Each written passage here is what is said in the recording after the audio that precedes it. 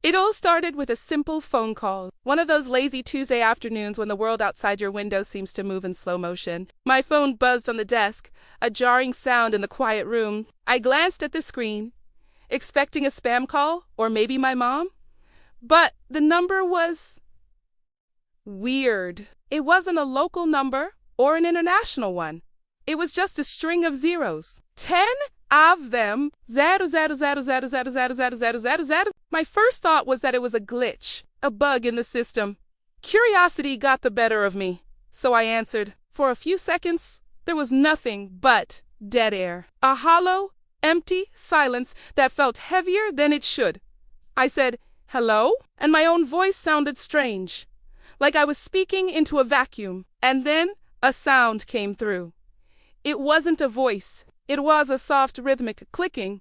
Click, pause, click, pause, like an old-fashioned clock, but slower, more deliberate. It was unnerving. I asked who was there, but the clicking just continued, steady and relentless. After about 30 seconds of this, I hung up, feeling a little creeped out. Just a weird prank call, I told myself.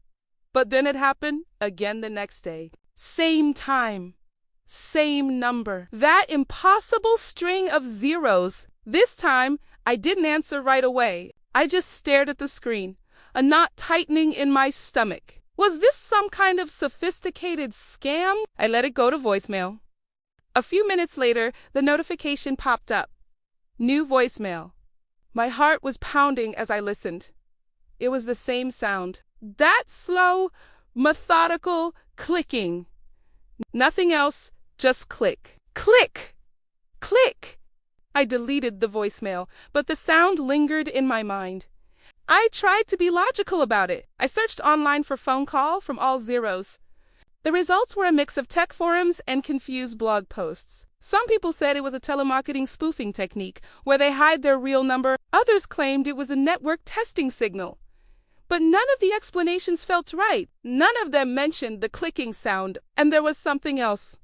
A detail that made it even stranger. When I checked my call log, the entry for the L0 number was there. But when I tried to tap on it to block it or get more information, my phone would freeze for a second and the entry would just vanish. It was there, and then it wasn't, like a digital ghost. The calls kept coming. Every day. 3:15 p.m. on the dot. The string of zeros would light up my screen. I stopped answering. I stopped checking the voicemails. I just let it ring until it stopped. A daily reminder of something I couldn't understand. But ignoring it didn't make it go away. It made it worse. I started to feel watched. Paranoid. I'd be walking down the street and think I heard a faint clicking sound in the distance. I'd be in a quiet room and my ears would strain, waiting for it. The silence was no longer peaceful. It was just the space between the clicks. My friends thought I was losing it. Just block the number, they'd say. But I couldn't. It was unblockable. Intraceável. It didn't exist in any phone company's data. I even went to my service provider. The guy at the store looked at me like I was crazy. He ran diagnostics, checked their network logs. According to their system, my phone had never received a call from that number. There was no record of it, ever.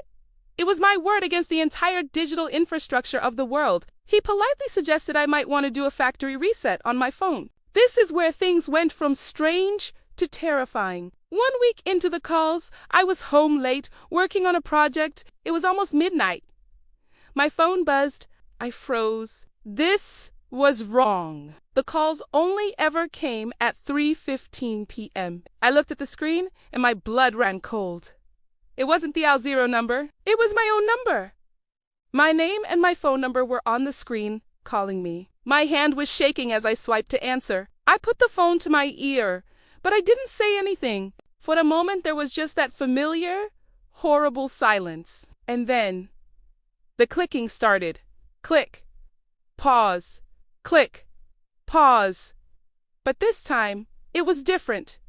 It was clearer, closer. It sounded like it was in the same room with me. I held my breath, listening.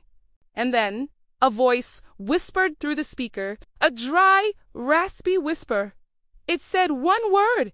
My name. It wasn't my voice. It was something old and tired, the sound of dust and decay. I threw the phone across the room. It hit the wall and clattered to the floor. I was hyperventilating, staring at the phone like it was a venomous snake.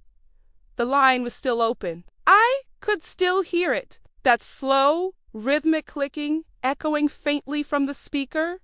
I didn't sleep that night. How could they know my name?